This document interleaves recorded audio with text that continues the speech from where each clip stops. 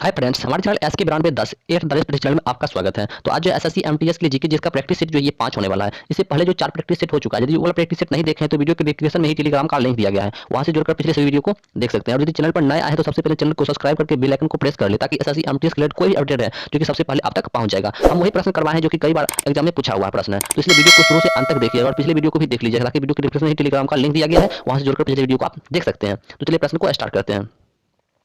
तो प्रश्न यह है कि मयूर द्वीप जो है किस नदी पर स्थित है। मयूर द्वीप जो है यह किस नदी पर स्थित है। देखो, मयूर द्वीप जो है कहाँ पर स्थित है, यह ब्रह्मपुत्र नदी पर स्थित है। यह जो है ब्रह्मपुत्र नदी पर स्थित है। इसे जो है मयूर के नाम से भी जाना जाता है। इसे मतलब जो है ना, मतलब इसे जो है इसे किस नाम से जानते हैं, इसे मयूर के नाम से भी जाना जाता है। यह जो है असम के गुवाहाटी शहर से होकर बहने वाली ब्रह्मपुत्र नदी के बीच में बसा हुआ एक द्वीप है। ठीक है, यह जो है असम के गुवाहाटी शहर से होकर बहने वाली ब्रह्मपुत्र नदी के बीच में बसा हुआ एक द्वीप है, जिसे मतलब क्या नाम दिया गया, तो इसे मयूर द्वीप नाम दिया गया। ठीक है, मयूर द्वीप जो है नाम दिया गया। तो इस प्रश्न का बिल्कुल सही आंसर जो ऑप्शन सी हो जाएगा, ब्रह्मपुत्र नदी। चलिए देखते हैं अगला प्रश्न। देखिए, यदि आप किसी प्रश्न का आंसर पहले से जानते हैं तो उसका आंसर आप कमेंट बॉक्स में कर सकते हैं। ठीक है, अगला प्रश्न है, 2 नंबर की निम्न में से किस नेता ने उत्तर पूर्व भारत से ब्रिटिश शासन के खिलाफ विद्रोह का नेतृत्व किया था। निम्न में से किस नेता ने उत्तर पूर्व भारत से यानी कि ब्रिटिश शासन के खिलाफ विद्रोह का नेतृत्व किया था। तो यह जो रानी गाई दिन लियो ने किया था। किसने किया था? रानी गाई दिन लियो ने किया था। तो 2 का बिल्कुल सही आंसर ऑप्शन बी हो जाएगा। ठीक है, तो ये जो है ना, यह जो एक नाग मतलब क्या था, यह जो है एक नागा राजनीतिक नेता था।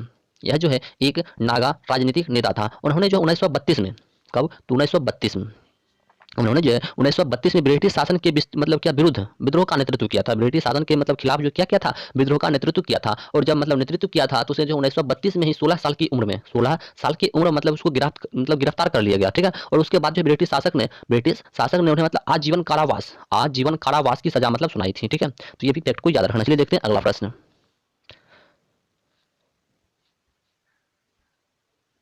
चलिए अगला प्रश्न कीजिए 3 नंबर कि जनगणना 2011 के अनुसार भारत के सबसे कम घनी आबादी वाला जिला यानी कि दिबांग घाटी किस राज्य में स्थित है। जनगणना 2011 के अनुसार भारत के सबसे कम घनी आबादी वाला जिला यानी कि दिबांग घाटी जो है किस राज्य में स्थित है। देखो, यह जो अरुणाचल प्रदेश में स्थित है। कहाँ पर स्थित है? यह जो अरुणाचल प्रदेश में स्थित है। यह इसे जो 1980 में इसे जो है 1980 में इनकी लोहित जिला से अलग करके एक दिबांग घाटी मतलब जो है जिला बनाया गया था। लोहित जिला से, किस जिला से? इसे जो लोहित जिला से अलग किया गया है। ठीक है, और इसका नाम क्या दिया गया? दिबांग घाटी रखा गया है। मतलब दिबांग घाटी मतलब घाट नहीं बल्कि यह एक जिला है। ठीक है, अरुणाचल प्रदेश का जिला है। ठीक है, ये भी याद रखना है। चलिए देखते हैं अगला प्रश्न। चलिए अगला प्रश्न कीजिए 4 नंबर कि निम्नलिखित में से कौन से प्रावधान के लिए मतलब संसद में विशेष बहुमत की आवश्यकता पड़ती है। निम्नलिखित में से कौन से प्रावधान के लिए संसद में विशेष बहुमत की आवश्यकता पड़ती है। देखो, यह जो मौलिक अधिकारों में परिवर्तन के लिए पड़ता है। किसके लिए पड़ता है? तो मौलिक अधिकारों में परिवर्तन के लिए पड़ता है। तो 4 का बिल्कुल सही आंसर ऑप्शन ए हो जाएगा, मौलिक मतलब अधिकारों में परिवर्तन के लिए पड़ता है। चलिए देखते हैं अगला प्रश्न। चलिए अगला प्रश्न कीजिए कि किस अधिनियम ने ईस्ट इंडिया कंपनी यानी कि का व्यापारिक मतलब एकाधिकार मतलब क्या किया? समाप्त कर दिया था। व्यापारिक एकाधिकार को क्या किया? समाप्त कर दिया। किस अधिनियम ने?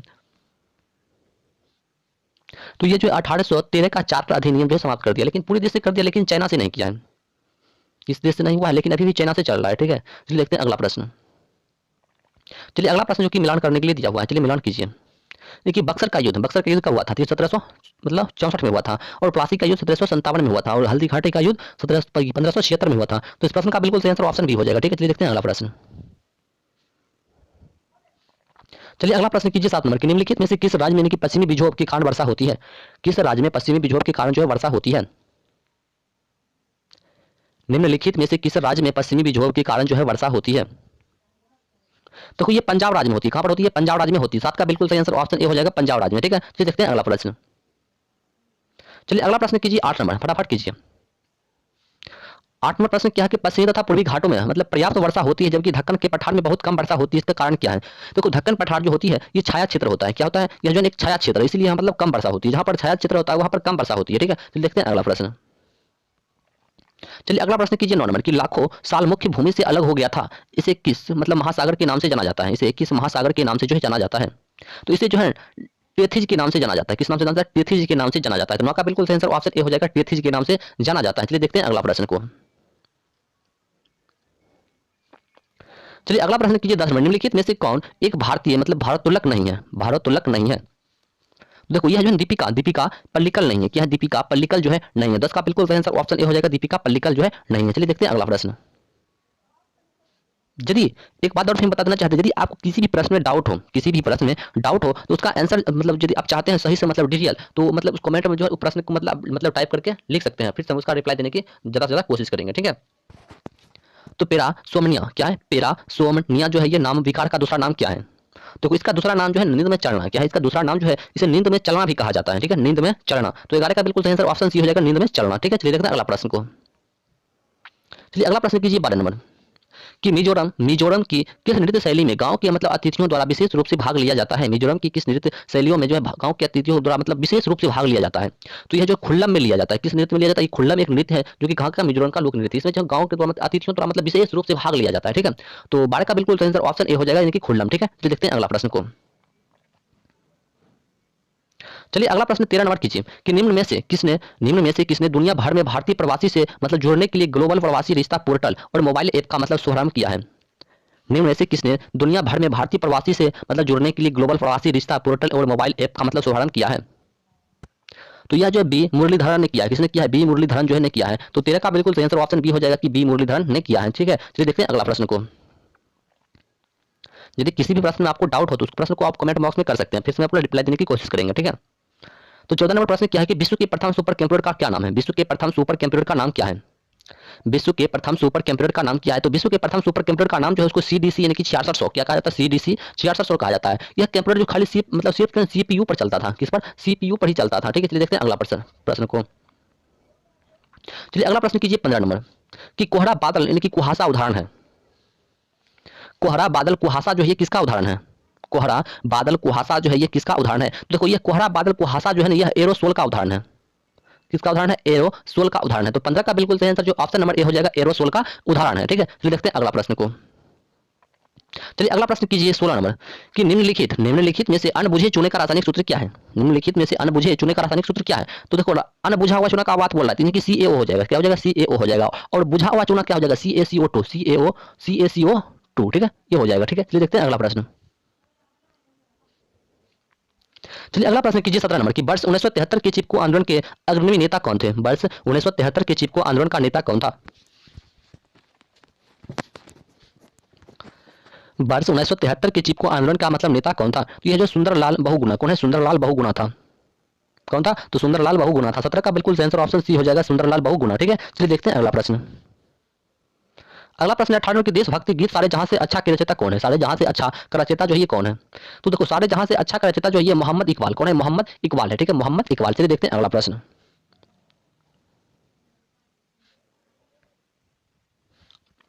चलिए अगला प्रश्न कीजिए 19 नंबर निम्नलिखित में से कौन सा एक मतलब उपकरण है जिसे कंप्यूटर मॉनिटर या उसी तरह डिस्प्ले स्क्रीन पर इमेज की गति को मतलब नियंत्रित करने के लिए मतलब कई दिशाओं में घुमाया जा सकता है? तो कई दिशाओं में घुमाया जा सकता है, उसको मतलब जॉयस्टिक कहा जाता है। क्या कहा जाता है? उसको जो जॉयस्टिक कहा जाता है। तो इस प्रश्न का बिल्कुल सही आंसर ऑप्शन सी हो जाएगा, जॉयस्टिक। क्या हो जाएगा? जॉयस्टिक हो जाएगा। चलिए देखते हैं अगला प्रश्न। चलिए अगला प्रश्न कीजिए 20 नंबर भारत छोड़ो आंदोलन ये कब आरंभ किया गया था? भारत छोड़ो आंदोलन जो है ये कब आरंभ किया गया था? देखो भारत छोड़ो आंदोलन जो है 1942 में आरंभ किया गया था। कब किया गया था? 1942 में आरंभ किया गया था। देखो यह अखिल भारतीय कांग्रेस या अखिल भारतीय कांग्रेस की कमेटी के बॉम्बे अधिवेशन में आरंभ किया गया था। या अखिल भारतीय कांग्रेस कमेटी के बॉम्बे अधिवेशन में जो है इसे आरंभ किया गया था, जिसमें भारत के ब्रिटिश शासन की समाप्त मतलब करने की मांग की गई थी। जिसमें भारत के ब्रिटिश शासन की समाप्त करने की क्या किया गया था? मांग किया गया था, ठीक है। तो इस प्रश्न का बिल्कुल आंसर ऑप्शन बी हो जाएगा 1942 में, ठीक है। चलिए देखते हैं अगला प्रश्न। चलिए अगला प्रश्न कीजिए 21 नंबर कि मनुष्य के हाथ में कितनी हड्डियां मतलब होती है? मनुष्य के हाथ में कितनी हड्डियां होती है? देखो मनुष्य के हाथ में टोटल 27 हड्डियां होती है। कितनी हड्डियां होती है? 27 हड्डियां होती है, ठीक है। जिसमें से 8 हड्डियां जो हाथ की कलाई जो होता है, हाथ की कलाई जो होता है उसमें पाया जाता है। और 14 हड्डियां जो उंगलियां पाई मतलब होती है उसमें 14 हड्डियां पाई जाती है। और 5 हड्डियां जो है ये एक होता है मेटाकॉर्पल। क्या होता है? एक मेटाकॉर्पल होता है जो कि हाथ के मध्य में मतलब होता है और उसकी रचना करता है। लेकिन 5 हड्डी वहां पाई जाती है। टोटल मिलाकर कितनी हड्डियां पाई जाती है? 27 हड्डियां पाई जाती है। पूरे मानव के शरीर में पूरे हड्डियों की बात करें तो 206 या 208 हड्डियां पाई जाती है, ठीक है। टोटल 206 या 208। और हाथ की कलाई की बात करते हैं टोटल मिलाकर कितना हो गया? 27 हड्डियां पाई जाती है, ठीक है। चलिए देखते हैं अगला प्रश्न। चलिए अगला प्रश्न क्या है? किसी भी दिशा में कंट्रोल, तो क्वेश्चन जो रिपीट हो गया इसका आंसर क्या हो जाएगा? जॉयस्टिक हो जाएगा, ठीक है। ये क्वेश्चन जो रिपीट हो गया इनके पहले हम कर चुके हैं। चलिए देखते हैं अगला प्रश्न। चलिए अगला प्रश्न कीजिए 23 नंबर कि होयसलेश्वर मंदिर निम्न में से किस राज्य में स्थित है? होयसलेश्वर मंदिर जो है निम्न में से किस राज्य में स्थित है? देखो यह जो कर्नाटक राज्य में स्थित है। कहाँ पर स्थित है? यह जो कर्नाटक राज्य में स्थित है। यह होयसलेश्वर मंदिर जो किस राज्य में स्थित है? कर्नाटक राज्य में स्थित है। यह जो 12वीं सदी में 12वीं सदी में, मतलब हिंदू मंदिर है। यह 12वीं सदी के अनुसार जो ये क्या एक हिंदू मंदिर है जो कि भगवान शिव को क्या है समर्पित है, जो कि भगवान शिव को समर्पित है। इसे विष्णुवर्धन ने बनवाया था। इसे किसने बनवाया था? इसे जो विष्णुवर्धन ने बनवाया था। चलिए देखते हैं अगला प्रश्न।